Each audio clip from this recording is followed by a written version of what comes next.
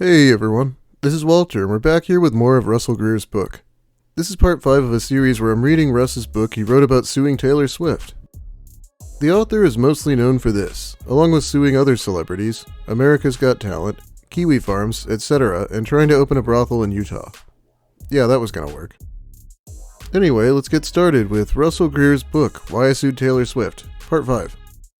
By the way, the full title is of course Why I Sued Taylor Swift and How I Became Falsely Known as Frivolous, Litigious, and Crazy. Yeah, falsely. Let's see if people are still leaving reviews on it. They are. Can I give 0 stars? If I could give it 5 stars for creepy incel weirdo, I would. This dude comes off like he might be planning a school shooting to impress his latest stalking victim. The terrible writing is almost as bad as the content. He feels like the world owes him things. It did make me laugh, but it wasn't supposed to. I would give -2 stars if it were possible. Reads like a bad fanfic. Author presents scenarios from his own imagination/hallucinations/dreams as if they were facts, and holds it against others for not reacting in ways he feels appropriate, though others don't have the benefit of having experienced the same fantasy interludes. Please note, this review has absolutely nothing to do with any sort of discrimination against the author for his oft-referenced rare facial disability. It is simply bad writing by a person who seems to have a very unlikable personality and appears to associate all of the misfortunes in his life with a congenital condition that is far less disabling than his attitude. Very poorly written. The writing is just atrocious. It's hard to follow, and the formatting is a challenge, beyond the many difficulties with punctuation. The story is bizarre. It's not uplifting. It's terrifying. It's the story of an obsessive man trying to litigate a woman into dating him. The legal arguments are so illogical and incorrect that it's unclear if we should really believe this guy's a paralegal. Is the whole thing just a delusion? Is it an unreliable narrator pretending to be successful but locked away for safety? The discussion of disability is also really offensive. The idea that the narrator is due something due to his facial difference, or that he has overcome this disability but requires special treatment, is in stark opposition. This is the basic story of a very troubled man who thinks women are somehow born to rebuild male egos. Yuck. Alright, so last time he was in jail for writing threats on the bathroom wall, something he called a senior prank. Sounds like some incel shit to me. But now he's going to explain his disability, which I'm not here to make fun of. Sadly, I'm no war hero. I was born this way. Boring, huh? I mean, if I'm going to be walking around like this, I need a cool story to explain to the sightseers. Luckily, I can be happy that my disability isn't progressive, which thankfully means that in 20 years my face won't be shaped like a toolbox. I can only imagine all the doorways my face would get stuck in if it suddenly progressed and grew to the shape of a 6x8 toolbox. That would not be fun. In all seriousness, my face is the way it is because I'm missing the 7th cranial nerve muscles in my face. Bad luck of the draw, I guess. Yeah, the jokes in this are so bad that you can't even really tell when he's making a joke. Guess that must be why he points it out every time. I've learned to love my life, despite living with something so challenging. Because of my disability, eating and speaking can be difficult. When I talk, my T's sound like C's, my V's sound like Z's, B's become G's. It's almost as if I'm speaking in an alien form of English. Pronouncing places and names can be especially difficult. I can't even pronounce my last name clearly. Since I have become so comfortable in my own skin, I like to think that I speak perfect English, and that when I speak, I have a Dean Martin voice going on, and I sound like Taylor Swift is the coolest, in a Studley way. I forget though that when a stranger hears me, they can hear, Taylor Swift is the coolest. It can be frustrating. A lot of times I have to repeat myself when I speak and make sure I speak slowly with enunciation. Don't get me started on how I eat. People say it's rude to slurp your food. Well then I must be the rudest person they've ever met because I naturally slurp my food. I have to tilt my head backwards when I drink or else my drink comes out of my mouth and stains my shirt. It's always hard to explain when I'm walking around with a giant yellow splash on a white shirt. Also, due to my disability, I drool randomly. It's embarrassing because when I drool, I'm not even looking at a freshly baked pizza or something that would cause an average person to salivate. It just happens at the most awkward times, like when I'm asking a girl out or when I'm talking to my boss. Whenever I begin to drool, I joke that I'm working on my Homer Simpson impression. Donuts. Continuing on with my high school flashback, like any young high school male, I had strived to be liked, to be popular. I was mostly kind to everybody, and I made a habit of learning people's names and acknowledging them in the hallways. I had won awards in speech and debate. Not bad for a guy who can't close his lips, and had been on student council all 4 years of high school. When I was a junior in high school, I was inducted into the National Honor Society. On top of that, I was a janitor at Walmart, which isn't a bad job for a high school kid. I was walking on sunshine until I learned that I was a laughingstock. The Mr. Cool image I thought I had was apparently all imagined, as I was told by several people that I was despised by many people for having a disability. To make matters worse, the girl I had liked all through high school essentially told me to hit the road, to get lost. I was so distressed. I didn't want to go to school anymore. I didn't want to live anymore. I attempted suicide but was too afraid to go through with it. During lunch I would eat in my car, not wanting to be with the other kids. I guess you could say I was having my senior moment, the moment where I was entering adulthood and didn't know who or what I wanted to become. I had seen counselors and therapists all through my young adult years to cope with my depression and anxiety, but I had stopped seeing them because I was a headstrong, albeit foolish, young man who thought that he didn't need people telling him how to think or feel. God, well, it's a good thing he changed in that regard, isn't it? Russell to this day has never listened to any good advice. I had to wonder what actually happened to him in high school, but I guess we'll never know. I kind of doubt the story that everyone hated him because he was disabled. But it is high school. Aside from my personal problems, my relationship with my family was sour. When a young Mormon boy turns 19, he is expected to serve a religious mission for 2 years, as a sort of duty to God. I was on the rocks about Mormonism and religion in general. My parents were expecting me to go. Whenever I resisted or told them that a mission wasn't for me, shouting matches would always erupt between my parents and me. My parents had read somewhere that if my tonsils were removed, I would behave better, and so a surgery was scheduled for December 19th, 2009. I actually feel bad for him here. I wouldn't want to have to go on some Mormon mission and get yelled at by people for months on end. And the surgery sounds like bullshit. I always wondered what kind of person would send their loved one to get a lobotomy when it was popular. Probably this kind of person. Since high school had become unbearable, I would frequently excuse myself to take prolonged restroom breaks to control my anxiety with deep breaths and to clear my mind. On the 3rd of December 2009, as I was taking one of my breaks, my cell phone buzzed. I had received a text message from the student council president reminding me of the Christmas assembly on the 19th that I was supposed to help out at, since I was on student council. I scoffed. I won't be here, I said to myself as I put the phone in my pocket. I then felt it. I felt the thing that would change my life forever. A pen. Senior pranks were a huge thing at my high school. It was a rite of passage, almost a graduation requirement to pull a prank. A horrible prank came to mind. What if I pretend there's going to be something bad happening on the day I'm in surgery? In my stupid mindset, I somehow thought that this was a good idea. I pulled the cap off the pen and began to write words I wished to never repeat, to never think about on the bathroom wall. I left the bathroom, but stopped, thinking about what I had written, urging myself to go back, seeing the video camera filming me outside the bathroom. For some dumb reason, though, I returned to class and shrugged it off. After school, as I drove my slowly falling apart 1995 Bonneville Pontiac away, I saw more police cars parked at the school than there usually were. The prank worked.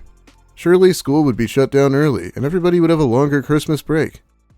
I would be a hero, though I hope I wouldn't be apprehended by the police. The weekend came and nothing happened. It wasn't until Monday, when the school week started again, that there were rumors of a hit list. My sister won't come to school, I overheard one girl terrifyingly say. I heard this person wants to kill 10 people, another student said in the hallway. Now I became confused. I never wrote a hit list or named any specific people. I just simply said a disaster was going to happen on December 19th. I soon felt sick to my stomach. This was not what I wanted at all. I just wanted school canceled early for everybody. In my mind, I thought what I did was harmless. It was just words with no plan or anything. It was morbidly funny because I wouldn't even be at school the day of the planned disaster. My words backfired. There were no signs of school being canceled either. Before I knew it, the school police officer, Chet, crept up on me and put his hand on my back during geometry class. "Come with me," the officer said in a deep, commanding voice. The entire classroom gasped as I was led away. I felt lower than dirt. He makes everything sound so dramatic. I can't imagine people being this scared when I was in high school. It sounds like how people were on the morning of 9/11 or something. I don't know if I can really find out what happened to him in high school. I bet this person would know. He went to high school with me, and he is not someone I would call stable. Being disabled his entire life has warped his view of women. He would be aggressive to girls who rejected him. Oh, wait a second, I found it, the police report. Now that we've heard his version, let's hear what the police said happened. Narrative.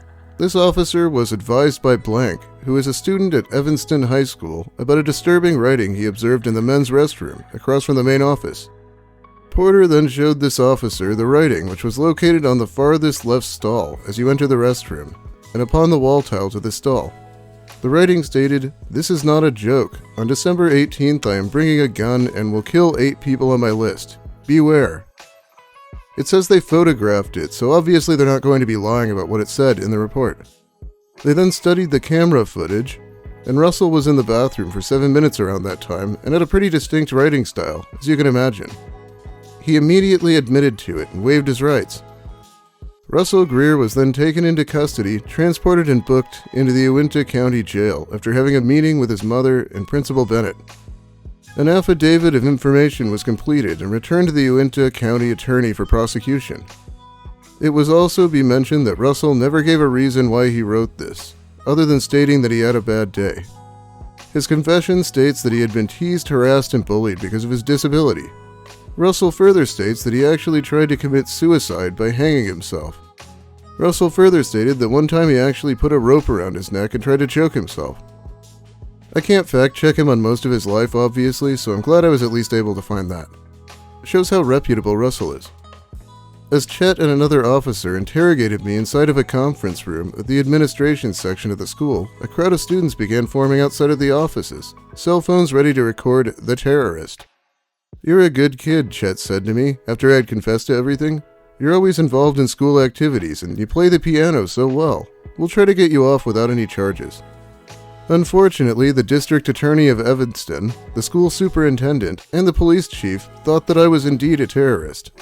My mother and I sat outside of the conference room as these 3 men and Chet discussed my fate. After what felt like an eternity of waiting, the leaders of the city filed out of the conference room, glaring at me. Chet beckoned my mother and I into the room.